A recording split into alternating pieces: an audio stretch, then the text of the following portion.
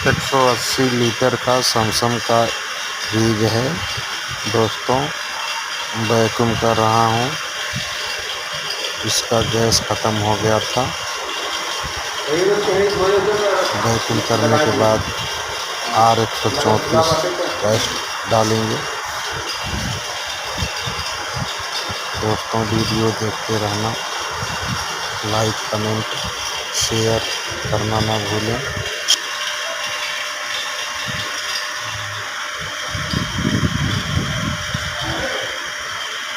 ऊपर में नंबर है, मोबाइल नंबर